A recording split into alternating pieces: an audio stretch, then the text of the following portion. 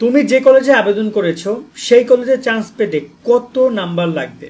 আমাকে অনেকে কমেন্ট করছো যে ভাইয়া আমি সাভারে আবেদন করেছি, আমি রংপুরে আবেদন করেছি, দিনাজপুরে, রাজশাহীতে, ঢাকায়, আমি অমুক অমুক কলেজে আবেদন করেছি, আমার কত নম্বর হলে আমি ওই কলেজে আবেদন করে বা কত নম্বর পেলে আমি মোটামুটি সেখানে ভর্তির সুযোগ পাবো, যেহেতু আমি অ্যাপ্লাই করেছি। আবার দেখা যায় একজনে কিন্তু এক একটা সাবজেক্ট অ্যাপ্লাই করেনি, সে অনেকগুলো সাবজেক্ট অ্যাপ্লাই করেছে, সেক্ষেত্রে কোন সাবজেক্টগুলো পাওয়ার সম্ভাবনা বেশি, কোন সাবজেক্ট আসতে পারে, আমি এখানে একটু আলোচনা করব। কারণ আমার মনে হয় যে বিষয়গুলো আসলে পরীক্ষার আগে আলোচনা করা উচিত, কারণ পরীক্ষার পরে তো হয়েই গেল পরীক্ষা, দেন তখন আর তো কোনো কিছু করার থাকবে না, তখন যা হবার তা তো হয়েই যাবে। তো এই জায়গায় তোমাদের আসলে ভালো একটা কলেজ যারা অ্যাপ্লাই করেছো, বা যারা কিনা মোটামুটি কলেজগুলো অ্যাপ্লাই করেছো, বা যারা একদম লো কোয়ালিটির কলেজগুলো অ্যাপ্লাই করেছো, তারা তোমরা কিভাবে তোমাদের কলেজ চয়েস হতে পারে, কত নম্বর পেলে তোমরা একটা ভালো কলেজ পেতে পারো, সে প্রসঙ্গে আমরা কথা বলবো। আমরা কয়েকটা ক্যাটাগরিতে একটু কলেজগুলো আগে বিভক্ত করে নেই। সাপোজ তুমি যে কলেজগুলো অ্যাপ্লাই করেছো সেগুলো খুবই ভালো কলেজ, সেখানে প্রতিযোগিতার সম্মুখীন, তুমি তীব্র প্রতিযোগিতার সম্মুখীন হবা। আরেকটা কলেজ রয়েছে যেগুলো হচ্ছে মিডিয়াম সরকারি কলেজ, সেখানেও প্রতিযোগিতা রয়েছে। আরেকটা হচ্ছে মিডিয়াম বেসরকারি কলেজ, সেখানে টাকা পয়সা খেলা আছে, সেখানেও প্রতিযোগিতা কম হয়। আবার এটা রয়েছে লো কলেজগুলো, যেখানে কোনো আবেদন করেই নাই, চান্স পরীক্ষা দিলে চান্স কনফার্ম, ব্যাপারটা এমন হয়ে যাবে।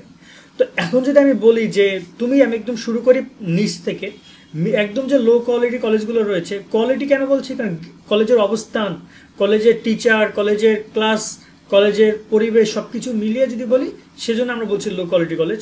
ওই কলেজগুলোতে তোমরা যারা আবেদন করেছো তারা অনায়াসে চান্স পেয়ে যাবে, কারণ ওখানে অনেক আসন সংখ্যা থাকে, কিন্তু অত অ্যাপ্লাই করে না।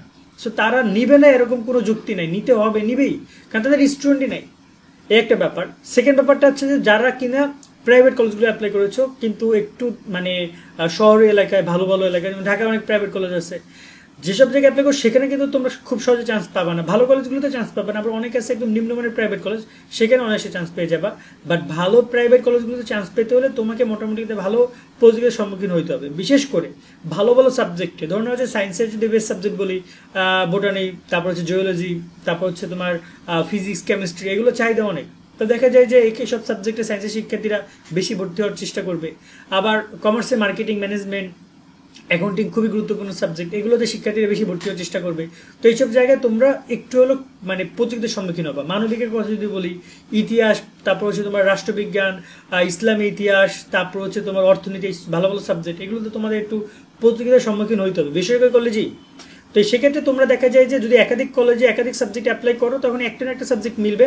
তবে বেসরকারি কলেজ স্টুডেন্টরা, টিচাররা বা কলেজ কর্তৃপক্ষ আসন ফাঁকা থাকা অবস্থায় তারা কখনো স্টুডেন্টদেরকে বের করে দেয় না, বা তাদেরকে সিলেক্ট না করে না, সব সময় সিলেক্ট তারা করে, ঠিক আছে? কারণ সবাই যে ভর্তি হবে তা না, তো তারা দেখা যায় যে চেষ্টা করে তাদের ফুলফিল আসনগুলো কমপ্লিট করার। যেহেতু এখানে একটা বিষয় আছে, অনেক বেসরকারি কলেজগুলো কিন্তু ভালো আসন পায় না সেদিকে, সেটাই তারা দেখা যায় যে সিলেক্ট করে ফেলে। তারপরে যারা চূড়ান্ত ভর্তি হলো, যদি দুই একটা না হলো, তখন সেগুলো রিলিজ স্লিপের মাধ্যমে তারা নেয়, বিশেষ করে এটাই হয়।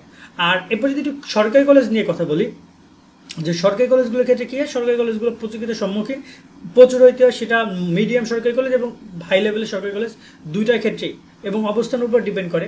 বাট যদি বলি এবার নাম্বারের কথাটা একটু আসি, যে কত নাম্বার পাওয়া দরকার। সো একদম লো কলেজ যেগুলো রয়েছে সেগুলোতে নাম্বার দরকারই নেই, তুমি শুধুমাত্র পাস করলে সেখানে ভর্তি হওয়ার সুযোগ পাবা। এমনকি যারা কিনা ভালো ভালো কলেজে অ্যাপ্লাই করেছো, তুমি দেখতে পাচ্ছ যে তোমাকে বর্তমান কলেজ নেয় নাই, কারণ শুধুমাত্র তুমি পাস করছো, খুবই অল্প নাম্বার পাইছো, তারা কিন্তু এই লো কোয়ালিটি কলেজগুলো বা গ্রাম পর্যায়ের কলেজগুলোতে অনার্স করতে পারো, বা সেখানে গিয়ে আবেদন করতে পারো। তোমার আশেপাশে দেখবা যে অনেক কলেজ আছে যেখানে অনার্স কমপ্লিট করা যায়। দেন আমরা যদি কথা বলি যে বেসরকারি কলেজগুলো নিয়ে, বেসরকারি কলেজগুলোর ক্ষেত্রে অবশ্যই তোমাকে যেহেতু প্রতিযোগিতার সম্মুখীন হইতে হবে, চেষ্টা করতে হবে সেখানে মোটামুটি কাজের জন্য পাস তো অবশ্যই তোমাকে করতে হবে, এবং 100 নম্বরের একটা এক্সাম যে হবে সেখানে মোটামুটি 40, 45, 50, 60 এরকম যতটুকু রাখা যায় রাখো, বাট একটু ভালো রেজাল্ট করার চেষ্টা করো। যত ভালো রেজাল্ট করবে তত ভালো সাবজেক্ট পাবা। বেসরকারি কলেজের ক্ষেত্রে ব্যাপারটা এই যে তোমাকে যদি টিচাররা নিতে পারে, তোমার রেজাল্ট দেখে তারা নিবে, কারণ তারা চাইবে প্রত্যেকটা ডিপার্টমেন্টের জন্য গুড স্টুডেন্ট ভর্তি হয়, তো এটা তাদের চিন্তা ভাবনা। এখন তুমি তো অনেকগুলো কলেজে, ওই কলেজে অনেকগুলো সাবজেক্ট অ্যাপ্লাই করছো, সো যে প্রথমে আছে সে তোমাকে নেওয়ার প্রথম অধিকার পাবে। তো সে যদি দেখে যে তুমি অমুক ছেলেটা অনেক ভালো স্টুডেন্ট, সে টাপ করে নিয়ে নেবে, সে সবাইকে আর বাকি কাউকে সুযোগই দিবে না, এবং কেউ নিতেও পারবে না, যেহেতু তুমি তাকে প্রথম রেখেছিলে যে সাবজেক্টটাকে। সেক্ষেত্রে বলবো যে তোমরা একটু বেশি রেজাল্ট করো, মিনিমাম তোমাকে 40, 50 এরকম তোমাকে রাখতেই হবে, ঠিক আছে, তাহলে তুমি বেসরকারি কলেজগুলো সুযোগ পাবা। আর বাদ দেখা যায় এর কম পাশ করলেও অনেকে বেসরকারি কলেজে পড়তে পারবা নর্মালি, কারণ বেসরকারি কলেজগুলো ক্ষেত্রে দেখা যায় যদি আসন সংখ্যা ফাঁকা থাকে একটা উল্টাপাল্টা সাবজেক্টে তোমাকে নিয়ে নিবে, যেহেতু তারা প্রথম দিকে তো নিবে না, শেষের দিকে খারাপ সাবজেক্টগুলো নিয়ে নেবে। এবার যদি কথা বলি সরকারি কলেজগুলোর ক্ষেত্রে, মিড লেভেলে যে সরকারি কলেজগুলো রয়েছে সেখানে প্রতিযোগিতার সম্মুখীন তোমাকে হইতে হবে। তবে দেখা যায় খুব লেভেলের প্রতিযোগিতা তেমন হয় না, যেহেতু আবেদন ভালো লেভেল সরকারি কলেজে থেকে সেখানে কম হয়। কারণ দেখা যায় যে জেলা পর্যায়ে যে সরকারি কলেজগুলো রয়েছে অথবা দেখা যায় উপজেলা পর্যায়ে সরকারি কলেজ, এইসব ক্ষেত্রে তোমাদেরকে যেটা করতে হবে, তোমাদেরকে মোটামুটি 50 থেকে 60, 65 কোনো কোনো ক্ষেত্রে সাবজেক্ট বেড়ে 70 নম্বরে অনেকে চান্স পাবা না, আবার অনেকে চান্স পেয়ে যেতে পারো। বাট মোটামুটি 50 থেকে 70-এর মধ্যে তোমাকে রাখতে হবে, তবে তুমি সরকারি কলেজগুলোতে পড়ার যোগ্যতা অর্জন করতে পারো। এবং ওভারঅল তোমাকে 200 নম্বরের মধ্যে বেশ ভালো 170 বা দেখা যায় 160 রাখতে হবে, ঠিক আছে, এমনভাবে রাখতে হবে। আর সবার শেষে রইলো তোমার একদম ভালো লেভেলের টপ লেভেলের সরকারি কলেজ। আমি যদি কয়েকটা সরকারি কলেজের নাম বলতে চাই, ঢাকার মধ্যে নাই, ঢাকার মধ্যে যা কলেজগুলো ছিল সব বেসরকারি কলেজ, ঢাকায় কোনো সরকারি কলেজ নাই। ঢাকার বাইরে যদি বলি, আমি শুরু করি বরিশাল থেকে, আমার এলাকা, এখানে ধরো না তোমার বিএম কলেজ আছে, খুলনায় বিএল আছে, যশোরে রয়েছে, তারপর তোমার যদি বলি আমি রাজশাহীতে রাজশাহী কলেজ ডিগ্রি কলেজ, তারপর বগুড়ায় আজিজুল হক কলেজ, তারপর কারমাইকেল কলেজ রয়েছে, তোমার রংপুরে রয়েছে আনন্দমোহন কলেজ, সরি রংপুর না তো ময়মনসিংহে, রংপুরে রয়েছে অ্যাওয়ার্ড কলেজ রয়েছে পাবনাতে, তারপর তোমার যদি বলি এই পাশে সিলেটে রয়েছে সিলেটের সরকারি কলেজ, প্রত্যেকটা জেলা শহরে একটা করে সরকারি কলেজ রয়েছে, তারপর চট্টগ্রাম মহসিন কলেজ, এবং যে এরকম যে কলেজগুলো রয়েছে এই কলেজগুলোতে কিন্তু প্রতিযোগিতার সম্মুখীন তীব্র মানে বলা যায় যে থাকে।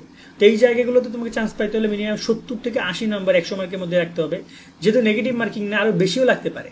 নেগেটিভ মার্কিং যেহেতু নাই, যদি তুমি যত বেশি রেজাল্ট করবে তত ভালো সাবজেক্ট পাইতে পারো। ওকে, যেহেতু তুমি যেটাকে 1 নম্বর রাখছো সেখানে পেতে পারো যদি তুমি যত ভালো রেজাল্ট করবে। তোমার মধ্যে 70 থেকে 80, 85, 90 দিয়ে রাখতে পারো, খারাপ হবে না। যেহেতু নেগেটিভ মার্কিং নাই এবং তোমার হয়তো দেখা যায় যে 2-1টা সাবজেক্ট কঠিন হতে পারে, বাট ওভারঅল 100 মার্কের মধ্যে 90 মার্ক রাখলে এবং টোটাল 200 মার্কের মধ্যে তোমার যদি 170 থেকে 180 থাকে, তাহলে তোমরা ভালো কলেজগুলো আশা রাখতে পারো। এখন অনেকে বলতে পারো 200 নম্বর কেন? কারণ যখন রেজাল্ট শিক্ষকরা পাবে, যখন তোমার কলেজ রেজাল্ট দেখবে, ডিপার্টমেন্ট রেজাল্ট দেখবে, তুমি যে কলেজগুলো আবেদন করেছো তারা কিন্তু 200 মার্কের রেজাল্ট দেখবে। এক হচ্ছে তোমার 100 পরীক্ষা, আর এক হচ্ছে 100 জিপিএ। এখন তোমরা এই যে জিপিএতে 100তে তুমি কত পাই সেটা তুমি কি নির্ণয় করতে জানো? যদি না জেনে থাকো কমেন্টে করো, আমি তোমাদেরকে একটা ভিডিওতে তোমাদেরকে দেখিয়ে দিব কিভাবে তোমরা 100তে জিপিএটা নির্ণয় করবা। মূল কথা হচ্ছে এইটুকু। আশা করি তোমরা পুরো বিষয়টা বুঝেছো যে কিভাবে তোমাদের পড়াশোনা করতে হবে। এখন যারা যে কোনো রকম কলেজগুলো অ্যাপ্লাই করেছো সেভাবে প্রিপারেশন নাও। তবে আমার পরামর্শ থাকবে যে তুমি যদি খারাপ কলেজে অ্যাপ্লাই করো, তুমি প্রস্তুতি একদম ভালোভাবে নাও, যাতে করে দেখা যায় যে তুমি যদি ওই কলেজ যে কলেজে অ্যাপ্লাই করেছো তুমি যদি রেজাল্ট ভালো করো সেখানে ভর্তি হইলা না, তুমি গিয়ে আবার রিলিজ স্লিপে অনেক ভালো কলেজে অ্যাপ্লাই করে ভর্তি হইতে পারলা। কেমন? আজকের মতো ভিডিও আমরা এখানে শেষ করছি। সকলে অনেক অনেক ভালো থাকবা। আল্লাহ হাফেজ।